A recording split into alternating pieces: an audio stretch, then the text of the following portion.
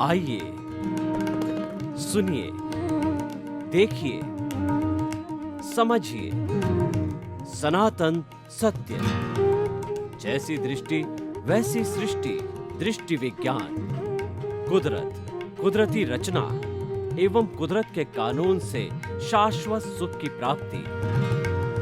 जोधपुर के परम पूज्य महात्मा उपासक प्रोफेसर डॉक्टर सोहन राज तातेड़ के निर्देशन में सनातन सत्य।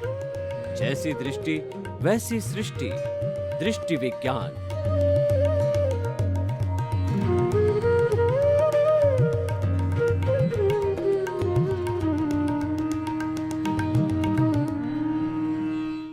भाइयों और बहनों, मातृशक्ति को नमन। आज का बहुत सुंदर विषय है भीतर झांकने की कला। देखिए, कला आर्ट होती है, उस आर्ट को जानना बहुत जरूरी होता है। Painting art, writing art, speaking art और सो मैनी आर्ट्स, जो हम कई तरह की डांसिंग आर्ट, फोटोग्राफी आर्ट, कई तरह की आर्ट्स होती है। उन आर्ट्स को हम सीखते हैं, उसमें एक्सपर्ट होते हैं और उससे हमारा कैरियर बनता है। जितनी तरह की आर्ट्स होती है वो हमारे इस सांसारिक जगत के लिए सारी आवश्यक होती है, क्योंकि सांसारिक जगत के अंदर पूरे वर्ल्ड में 7.8 अरब की जनसंख्या निवास करती है और मुंडे मुंडे मतिरि भिन्ना, सबकी अलग अलग पसंद, अलग अलग विचार, अलग अलग चीज़ें। तो उन सब चीज़ों की पूर्ति करने के लिए अलग अलग तरह की आर्ट बनी है। वो आर्ट बनते बनते जो है सारा गूगल का इतना विस्तार हो गया, इतनी विद्याएं आ गई और वो कमाई का साधन भी बन गया है। उदाहरण के तौर पे आप देखिए, कोई व्यक्ति पेंटिंग आर्ट को जानता है तो उसको लाखों लाखों रुपयों के पोर्ट्रेट बनते हैं और वो लोग उसको बेचते हैं और पैसा कमाते हैं। और उसी तरीके से देखिए, कोई जो है हमारे घर का निर्माण, आर्किटेक्ट आर्ट देखिए, इंटीरियर डेकोरेशन आर्ट देखिए। एक अच्छा मकान बनाना है, उसको वेल फर्निश्ड करने के लिए, अच्छा एलिवेशन देने के लिए और उसके साथ साथ में दीवारों के ऊपर और फर्नीचर के ऊपर कैसा होना चाहिए, सारी ये जो आर्किटेक्ट और इंटीरियर डेकोरेशन की है, फर्निशिंग जो आर्ट्स है, ये सारा जो है देने से हमारे को महल टाइप मकान बन जाता है। आप जैसे कैमरामैन को देखिए, ये कितनी बड़ी आर्ट है कि बड़ी बड़ी फिल्में जो चलती है 1000 फुट से ऊंचा जो है हीरो को, व्यक्ति को दिखाया जाता है, तो वास्तव में कोई व्यक्ति गिरता थोड़ा ही है। ये तो सब कैमरे की आर्ट होती है, ये सब कला होती है। बोलने की कला, लिखने की कला, पढ़ने की कला, प्रस्तुति की कला, सब तरह की कला होती है और इस कलाओं को व्यक्ति जानता। हॉर्स राइडिंग की कला, स्विमिंग की कला, कितनी बात करें कलाओं का। अगर मैं चित्रण करना चलूं तो पूरा सारा समय इसी में चला जाएगा, क्योंकि ये सारा जीवन जो है वो कलाओं से बनता है और उस कलाओं को प्राप्त करके व्यक्ति कलाकार बनता है और उसमें सिद्ध हस्त हो जाता है, तो उसकी प्रसिद्धि हो जाती है और फिर लोग उससे संपर्क करते हैं, उनका बड़ा बिजनेस भी हो जाता है। और सेवार्थी लोग होते हैं, मेरे जैसे साधक लोग होते हैं और वो अच्छा मोटिवेशनल जो है चीज़ें रखते हैं लोगों के सामने, स्पिरिचुअल चीज़ें रखी जाती है। अल्टीमेट रियलिटी, सनातन सत्य, कुदरती इतना और कुदरत के कानून के तहत शाश्वत सुख की प्राप्ति करना, ये भी एक बहुत बड़ा आर्ट है। जब ये आर्ट हम लोगों के सामने रखते हैं तो हजारों लाखों लोग इसको सुनते हैं, लाइक करते हैं और व्यूज़ के अंदर लाखों लोग दिखाई देता है, क्योंकि ये आर्ट दुनिया को पसंद आ रही है, क्योंकि हमारी ये सनातन सत्य की जो आर्ट है वह किसी भी भगवान, किसी भी मंदिर और किसी भी मूर्ति, किसी भी ग्रंथ और किसी भी मंत्र और किसी भी जो है संप्रदाय और किसी रिचुअल्स और किसी भी संस्था से नहीं जुड़ी हुई है। ये तो सनातन सत्य बताती है, क्योंकि ये हमने बेस जो लिया है कुदरत इतना, कुदरत का कानून लिया है, और कुदरत ही 84 लाख जीवा योनि प्राणियों का भरण पोषण करने वाली माँ है। तो मेरे ख्याल से मैं तो कह सकता हूँ कुदरत के ऊपर कोई नहीं है। आप बताइए, अगर आपके ध्यान में हो तो कुदरत के ऊपर कोई है क्या? कुदरत के ऊपर कोई नहीं है, क्योंकि कुदरत ही हमारा क्रिएटर, ऑपरेटर, डिस्ट्रॉय हमारा नहीं, समस्त 84 लाख जीवा योनि, उत्पत्ति स्थान और आत्मा की संख्या वो असंख्य अनंत है, सबका भरण पोषण करने वाली माँ होती है। तो हम आर्ट की बात कर रहे हैं कि आर्ट को जानना चाहिए, उसमें सिद्ध हस्त होना चाहिए, तो उसके लिए हमको ट्रेनिंग लेनी पड़ती है। गुरु बिना ज्ञान नहीं होता है। गुरु, गु का होता है अंधकार, रू का मतलब दूर करने वाला। गुरु वो एक सद्पुरुष होता है जो हमारे अज्ञान रूपी अंधकार को दूर करता है, और अपने अपने तरह की जो आर्ट है वो गुरु ही बताते हैं। और अध्यात्म की बात करें तो गुरु गोविंद दाऊ खड़े और काके लागू पाए, बलिहारी गुरु आपनी और गोविंद दियो बताए। गुरु और गोविंद यानी भगवान दोनों हमारे सामने खड़े हैं। तो प्रश्न ये है कि पहले मैं किसको प्रणाम करूं? तो पहले गुरु को प्रणाम करूंगा, क्योंकि गुरु ने ही ज्ञान दे करके और भगवान के दर्शन कराए हैं। तो ये हमें आर्ट देने वाला, सिखाने वाला जो प्रशिक्षक होता है वो गुरु होता है। इसीलिए विद्यालय, महाविद्यालय, विश्वविद्यालय, संस्थाएं, शैक्षणिक संस्थाएं, रिसर्च सेंटर्स बनाए गए हैं। वहाँ पे ये आर्ट को सिखाने वाले लोग होते हैं। आर्ट को सीख करके, थ्योरी करके, प्रैक्टिकल करके और करने वाला सिद्धस्त हो जाता है। और बाद में तो अपने अपने अनुभव पे निर्भर करता है कि व्यक्ति जो है उसमें कितना अनुभव करता है, कितना गहरा बैठता है। क्योंकि practice makes a man perfect. जो व्यक्ति को परफेक्ट बनाने वाली होती है वो प्रैक्टिस होती है। करत करत अभ्यास के और जड़मती होत सुजान, और रसरी आवत जान के और सल पर पड़त निशान। यानी जब कुएं में से पानी खींचा जाता है, पुराने जमाने में चड़स के द्वारा, पशुओं के द्वारा खींचा जाता था, तो वो खींचते खींचते एक रस्सी जो है पत्थर के ऊपर चलती रहती थी और पत्थर पे चल करके और पत्थर के ऊपर वो लकीर बना देती थी। ये किससे हुआ? ये अभ्यास से हुआ। अभ्यास करने से एक निरा मूर्ख व्यक्ति है वो विद्वान बन सकता है। अभ्यास करने से एक कुछ भी जानने वाला व्यक्ति बहुत बड़ा विद्वान बन सकता है। तो ये सब अभ्यास का खेल है। तो हमें आर्ट को सीखना और फिर बार बार अपने हाथ से उसको आर्ट को करना और अलग अलग व्यूज़ दे करके करना, उसको अलग अलग डायरेक्शंस के साथ दिखाना, उसको सब्स्टिट्यूट फॉर्म के अंदर दिखाना, उस पर शोध करना कि किस तरीके से वो आर्ट उपयोगी हो सकती है और आर्ट को कितने कितने प्रकार से हम बना सकते हैं। सब उनके प्रकार को समझना, उसकी उपयोगिता को समझना और जो है उसको नए नए रूप के अंदर प्रस्तुत किया जाता है। तो ये सारा कला है। जीवन जीने की भी एक कला होता है जिसको लाइफ स्टाइल कहते हैं, वे ऑफ द लिविंग कहते हैं, साइंस ऑफ द लिविंग कहते हैं, आर्ट ऑफ द लिविंग कहा जाता है और जीवन जीने की पद्धति कहा जाता है।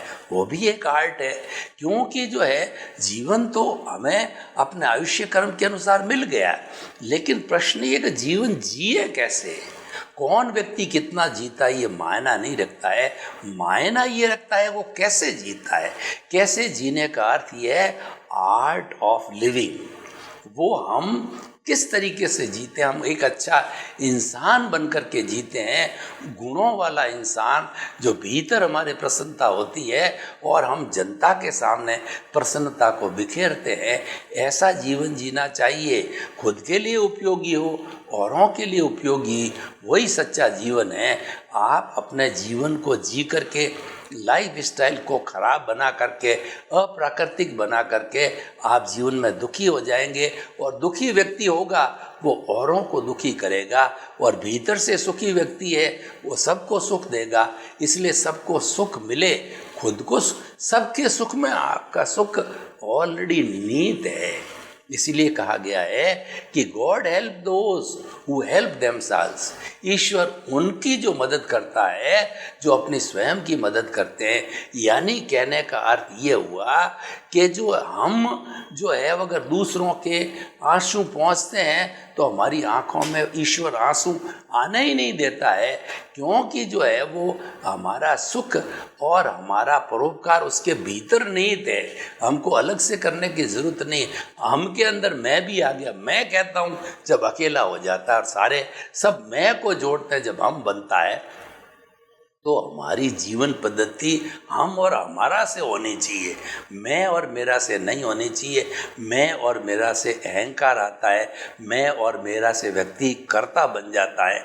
हम और हमारा करने से जो है हम अकर्ता भाव के अंदर आ जाते हैं और सबको जोड़ने की कला जो है हम सीख लेते हैं। सभी जो है उसके अंदर ये फेथ करने लग जाते हैं, हमारा देश, हमारा राज्य, हमारा शहर, हमारा गांव, तो उसके अंदर आपस में आत्मीयता पैदा होती है, आपस में सहयोग की भावना पैदा होती है, आपस में कोऑपरेशन की भावना पैदा होती है। तो हम ये बताना चाहते हैं कि आर्ट ऑफ द लिविंग जो है सब में कोऑपरेशन पैदा करे, वैसा हमें कार्य करना चाहिए। तो ये सारी मैंने बातें जो लिविंग की है वो बाहर के जीवन की लिविंग की बात कही। अब जो मूल विषय पे आता हूँ कि भीतर जाने की कला आनी चाहिए। जो व्यक्ति भीतर में जाता है उसको खुराक मिलती है, क्योंकि पावर हाउस भीतर में है। अगर आप पावर को प्राप्त करना चाहते हो, आप रिद्धि सिद्धि को प्राप्त करना चाहते हैं, आप अखूट आनंद के खजाने को जाना चाहते हो, आप गुणों को प्राप्त करना चाहते हो, आप अच्छी पर्सनैलिटी डेवलप करना चाहते हैं, तो आप भीतर जाइए, भीतर झांकिए। तो भीतर जाने का मैं आप पहले एक प्रयोग करा देता हूँ। उस प्रयोग से आप जो है अभ्यस्त हो जाएंगे कि भीतर जाने की बात तो कही है, पर जावें कैसे वो रास्ता मैं आपको बताता हूँ। उस रास्ते के लिए आप दोनों आंखें बंद कर दीजिए और रीढ़ की हड्डी एंटीना की तरह सीधी रहे। दोनों हाथ की मुद्राएं हैं वो जो है ध्यान मुद्रा में आ जाइए। अब हम भीतर जाने की कला सीखेंगे। उसके लिए सबसे पहले हमको कायोत्सर्ग करना है, यानी मैं जैसा जैसा बताऊं उसके अनुरूप आप मात्र जो है बिना बोले आप एक्शन करते रहिए। अपने चित्त को जो है पूरे शरीर में घुमाइए। जो है शरीर का निचला भाग पाँव है और कमर है, और मध्य का भाग कमर के ऊपर, अगला पेट का भाग और पिछला कमर का भाग, और शरीर का ऊपरी भाग जो हमारा सिर है उसमें पूरे शरीर में चित्त को घुमाइए। और ये ऑटो सजेशन दीजिए कि जो है मेरा शरीर शिथिल हो जाए, शिथिल हो जाए, पूरा शरीर शिथिल हो रहा है, शिथिल हो रहा है, पूरा शरीर शिथिल हो गया है, हो गया है। अनुभव कीजिए पूरा शरीर रुई की भांति हल्का हो गया है। अनुभव कीजिए मैं मेरे स्थान से 2 फुट ऊपर उठ रहा हूँ। इतना हल्का, इतना हल्का कायोत्सर्ग हुआ, शरीर शिथिल हो गया। अब सांस को शिथिल करेंगे। दोनों नथुनों के बीच में चित्त को केंद्रित कीजिए। लंबा सांस लीजिए। सांस जब लेवें पेट फूलना चाहिए, सांस जब निकालें पेट सिकुड़ना चाहिए।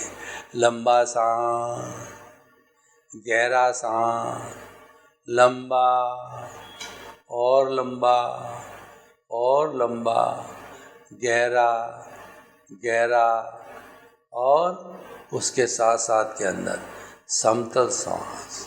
सांस शिथिल, शरीर शिथिल, दोनों हमारे चौकीदार साथी शिथिल हो गए, बाहर चौकीदारी कर रहे हैं। अब मैं भीतर झांकने की और कला सीख रहा हूँ, भीतर जा रहा हूँ। तो आप जो है भीतर जाने का जो केंद्र है, दोनों भ्रकुटियों के बीच के अंदर जहाँ पर जो है टीकी लगाते हैं, वो हमारा दोनों भ्रकुटियों के बीच का जो केंद्र, पिनियल ग्रंथि, आत्मा का केंद्र, वहाँ पर जो है श्वास के साथ में परमाणु खींचिए, गुलाबी रंग के चमकते हुए अनुभव कीजिए कि आज्ञा चक्र के ऊपर जो है, ये दर्शन केंद्र के ऊपर जो है, ये गुलाबी रंग के परमाणु का गोला बन गया है, गोला बन गया है। ये जो है तेजोलेशिया हमको शांति देती है, गोला बन गया है। उस गोले के माध्यम से ही भीतर जाने का रास्ता बन गया। भीतर जाइए, भीतर झांकने की कला सीखिए। आप भीतर जाइए, भीतर जाके आप देखोगे एक महापुरुष आता है, तो सड़क के जो है पूरी सड़क पे 25-25 फुट 100-100 फुट के ऊपर जो है गेट ही गेट, गेट ही गेट, गेट ही गेट दिखाई दे रहे हैं, गेट ही गेट दिख रहे हैं। भीतर जाकर के हम प्रभु के दर्शन करना चाहते हैं। मंदिर में हम भीतर जा रहे हैं, भीतर जा रहे हैं। भीतर प्रभु विराजमान है, ज्ञाता दृष्टा, अनंत ज्ञान, अनंत दर्शन, अनंत शक्ति, अनंत सुख का धाम विराजमान है। उसको भीतर झांक करके उसको देखना चाहते हैं तो आप भीतर जाइए। अब प्रभु तो अशरीरी है, लेकिन प्रभु के दर्शन करने के लिए हम एक रूपक के रूप के अंदर तीन, जैसे कि शिव जी के 3 पट्टियाँ होती है, वैसी पट्टी को देखिए। ऊपरी पट्टी चमकती हुई गुलाबी रंग की, मध्यम चमकती हुई जो है वो हल्दी के कलर की पीली पट्टी जो कि पद्मलेशिया है, ये हमें आनंद देती है। तेजोलेशिया पहली गुलाबी कलर की शांति देती है। तीसरी ट्यूबलाइट की तरह जो है श्वेत रंग की पट्टी है, ये हमारी प्योरिटी है, ये आगे मुक्ति की ओर ले जाने वाली है। प्योरिटी शुद्धता, मुक्ति की, कार्बन शरीर की शुद्धता मुक्ति को ले जाने वाली है। तो भीतर प्रभु के दर्शन हो रहे हैं, यही प्रभु है, क्योंकि प्रभु अशरीरी है, रूपक के रूप में ये प्रभु है। प्रभु के चरणों में नतमस्तक हो जाइए, प्रभु को प्रणाम कीजिए, प्रभु को रिझाइए, प्रभु से कहिए कि प्रभु मैं भीतर झांकने की कला सीख रहा हूँ, मैं आपके पास में आया हूँ, मुझे जो है आप प्रशिक्षण दीजिए, मुझे आनंद दीजिए और मुझे जो है अपना आत्म साक्षात्कार करिए। प्रभु मैं आपको मुक्ति दिलाना चाहता हूँ, आपको मोक्ष को भेजना चाहता हूँ। अज्ञान ने आपको रोके रखा है, तो मैं अज्ञान को कैसे समाप्त कर सकता हूँ? मुझे शक्ति दो, जागृति दो, जागृति दो। प्रभु ने जो है वो आपकी बात को सुना और आपको आशीर्वाद दिया, और ये सारा आशीर्वाद है वो हाथ की हथेलियों पर आ गया है। दोनों हथेलियों को मसलिए और जो है अपने शरीर के ऊपर जो है इसको जो आप लगाइए, तो ये पूरा आशीर्वाद सिर पे आ गया है। तो ये भीतर झांकने की कला हमने सीखी। भीतर झांकने के लिए हम मेडिटेशन कर सकते हैं। मेडिटेशन में क्या होता है कि एक ही स्थान के ऊपर चित्त निरोधो वृत्ति योग है। योग जो किया जाता है, चित्त वृत्ति का निरोध किया जाता है, यानी हमारा सारा जो ध्यान है एक चीज़ पर केंद्रित कर देते हैं। चाहे आपके गुरु का ध्यान कीजिए, ईश्वर का ध्यान कीजिए, ये जो ललाट वाला जो जगह है जहाँ टिक्की लगाते हैं, ये हमारा ज्योति केंद्र है। यहाँ पर सालंबन ध्यान किया जा सकता है, ईश्वर का, गुरु का, किसी वस्तु का जिसमें आपको बहुत अच्छी श्रद्धा हो, उसका चित्र बना करके और आते जाते श्वास को देखना होता है, और आपका चित्त इधर उधर न जाए, और जाता है तो पकड़ना नहीं है।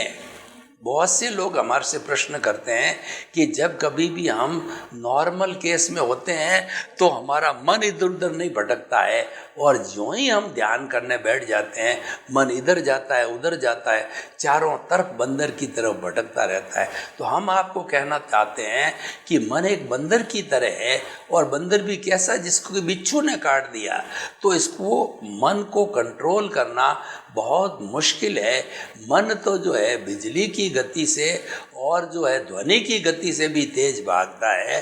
तो आप इसको स्थिर करने की कोशिश मत कर दीजिए, आप तो ढील दीजिए। इसमें ढील कैसे देना कि जैसे कि हम पतंग उड़ा रहे हैं तो पतंग में मंजा हमारे हाथ में होता है, पतंग आगे जा रही है तो हम उसको मंजे को ढील देते रहते हैं, तो ढील देते देते वह ठेठ वायुमंडल में ऊपर चली जाती है।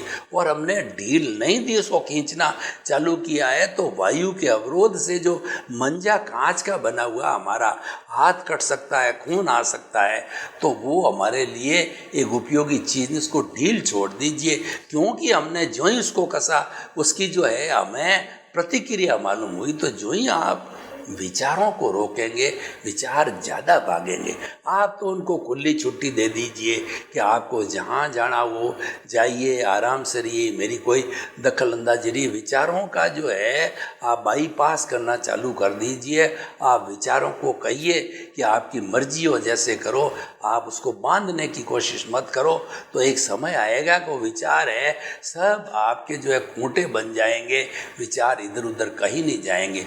मैं मेरा बताता हूँ, पिछले 30-40 साल से मैं रेगुलर ध्यान करता हूँ। तो आपसे बात करते करते मेरा ध्यान जो है सध गया, यानी मेरे विचार शांत हो गए। मेरा अभी ध्यान केवल प्रवचन के अंदर है, केवल आपको देख रहा हूँ, केवल प्रवचन कर रहा हूँ, कहीं विचार इधर उधर नहीं भटकता है। इसका कारण ये है कि हमने इसको पकड़ के नहीं रखा है, हमने इसको खुली छूट दे दी है। तो विचारों को जो आप बाईपास करो, विचारों को आप छूट दे दो, तो वो इधर उधर नहीं भागेंगे। तो ये भीतर जाने की कला को सीखने के लिए ये विज्ञान सीखना बहुत ज़रूरी है कि अपने विचारों को आप खुली छुट्टी दे दो, उसको बांध के मत रखो। बांध के रखेंगे तो आपको बहुत ज़्यादा परेशान करेंगे। हमने बाह्य जगत की बहुत ज़्यादा बात की, अब थोड़ा भीतरी जगत की भी हमने जो है पूरा ही प्रयोग किया और आपको बताने की कोशिश की।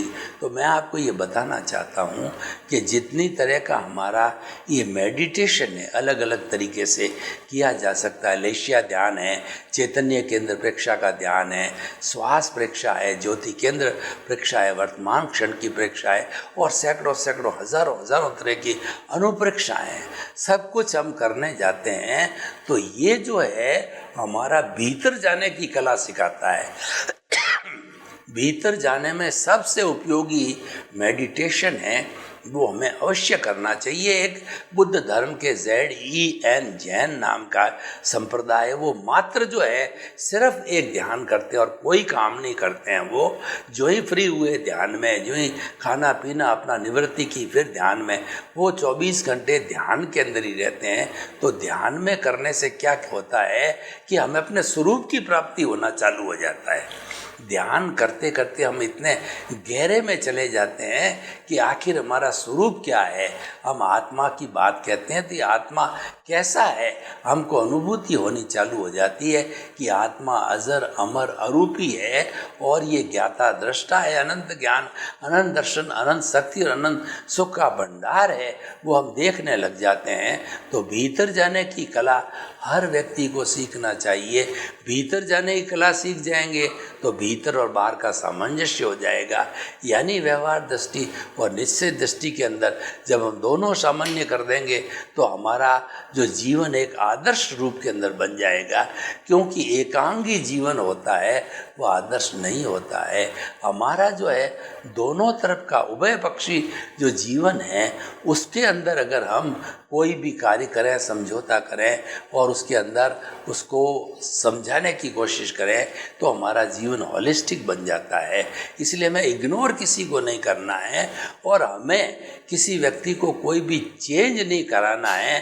कोई भगवान चेंज नहीं कराना, उसका धर्म चेंज नहीं कराना, उसका कोई मंत्र चेंज नहीं कराना। यानी वह जो कुछ भी अपना स्वतंत्रता से धार्मिक जो है वह उपासना करता सो करने दीजिए। पर हम तो सिर्फ जो है आपको एक भीतर जाने की कला सिखाते हैं। तो भगवान ने जो तप के 12 भेद बताए, 6 भेद तो बाह्य है, अनशन, उनोदरी, भिक्षाचरी, रस परित्याग, काय क्लेश और प्रतिसलीनता, इन बाहरी जो है तप के द्वारा हम अपने शरीर को तपाते हैं। और भीतरी जो अपने जो तप है, जैसे कि प्रायश्चित है, विनय, वैयाव्रत, स्वाध्याय, ध्यान और व्युत्सर्ग है, ये ज्यों ज्यों हम स्मरण करते हैं तो स्मरण करते करते हम आत्मा तक पहुंच जाते हैं, क्योंकि ये भीतरी और भीतर के अंदर हमारा प्रभु विराजमान है। हमने भीतर की कला को सीखा, जब जाकर कि ये भीतरी जो है उपासना का और भीतरी जो है चीज़ों का जो है हमने देखना प्रारंभ किया। तो हम आपको बताना चाहते हैं कि भीतर जाने की कला जब हम सीखेंगे तो हमारा परिचय होगा कि जो है वो हमारा परिचय बाहर के छह के बाद के अंदर प्रायश्चित, विनय, वैयाव्रत, स्वाध्याय, ध्यान और व्युत्सर्ग, 6 तरह के जो है मुख्य ये तत्व है, उनसे हमारा जो है परिचय होगा। वो परिचय क्या? प्रायश्चित। हम भीतरी भीतर जो है ये संकोच करेंगे, भीतरी भीतरी रिपेंट करेंगे, प्रायश्चित करेंगे कि मेरा फला व्यक्ति के साथ में दुर्व्यवहार हो गया, उसे क्षमा याचना मांगेंगे प्रत्यक्ष अप्रत्यक्ष रूप से कि हमको क्षमा करो, क्षमा करो, और वो हमको क्षमा कर भी देंगे, क्योंकि हमारी दोनों की अव्यबाद आत्मा है। उसको जुड़ने में किसी तार की जरूरत नहीं होती है। एक ने संप्रेषण किया, टेलीपैथी कहलाती है। संप्रेषण करते ही जिस आत्मा से वो संप्रेषण किया है, जिसको कि हमने बोधित किया है, वो तुरंत हमारे से जुड़ जाती है और वार्तालाप हो जाता है। तो इस तरीके से जो है यह भीतरी जाने का जो है वो हम जो सीखेंगे कला, तो हमें प्रायश्चित, विनय जो है सब जो है वो गुणों की खान है। एक विनय का गुण आ जाता है तो जीवन में उसके सारे अच्छे अच्छे गुण आ जाते हैं। तो हमें विनय को अधिक से अधिक महत्व देना चाहिए, अपने से बड़े लोगों की विनय करनी चाहिए, और जो है वो विनय करने से जो है हम अपनी आत्मा की शुद्धि करते हैं। आत्मा के साथ में कर्म शरीर है वो तेजी से जो है छूटने लग जाता है।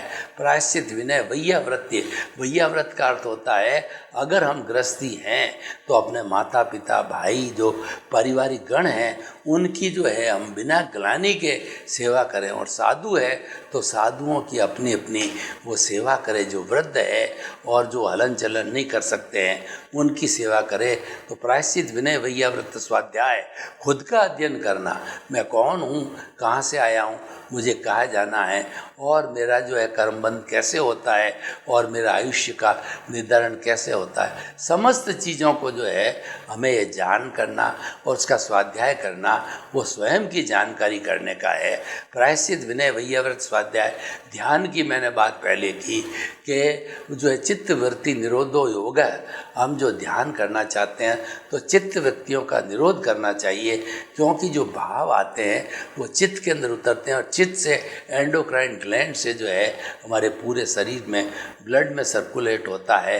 तो हमें जो है वह जो ये करने के लिए जो है हमें अपने भीतरी जगत के अंदर गोते लगाने चाहिए।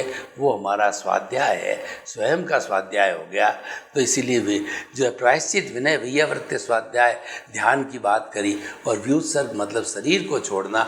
ये 14वें गुणस्थान की अंतिम स्टेज होती है, जब हमारी आत्मा सारी प्योर हो जाती है, और प्योरी के बाद में जितने आघाती कर्म हैं उन सबको भी भोग लिया जाता है। भोग लेने के बाद में जो आत्मा की जो शुद्ध फॉर्म होती है, उस फॉर्म को जो है हम देखते हैं, और हम उसको जो है वो जो अपनी अंतिम अवस्था होती है मुक्ति की, अ उ ई री ली 5 शब्द बोले, जब पहले मनोबल खत्म होता है, फिर वचन बल समाप्त होता है, और फिर काय बल का 2/3 की एक सिंबॉलिक अवगाहना होती है।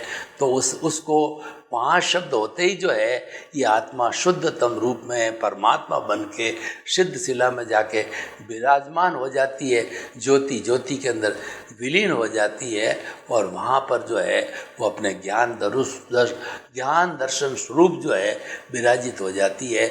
वो शाश्वत सत्य को प्राप्त हो जाती है, शाश्वत सुख को प्राप्त हो जाती है। फिर उसमें से कभी दुख निकलता नहीं, जब भी हम संपर्क करेंगे उसमें सुख की अनुभूति होती रहेगी। तो भाई और बहनों, ये सारी जो हमने अवस्था बताई है, ये भीतरी जाने के भीतरी झांकने की और भीतर में रहने की सारी आपको जो है कला बताई है, ये हमें सीखनी चाहिए। केवल बाहरी जगत तो एकांतिक है, अगर हमें जो है अनेकांतवादी बनना है, बाहरी और भीतरी जगत का समन्वय करना चाहिए। सर्वे भवन्तु सुखिनः, सर्वे सन्तु निरामया, लोक के सब जीवों को सुख मिले, शांति मिले, आनंद मिले, और जो है सब प्रेम के साथ वसुदेव कुटुंब बना करके भाई भाई की तरह रहें, और निशस्त्रीकरण लागू हो और सबके बीच के अंदर प्रेम का कार्य हो, तो आपके प्रति मंगल भावना शुभ।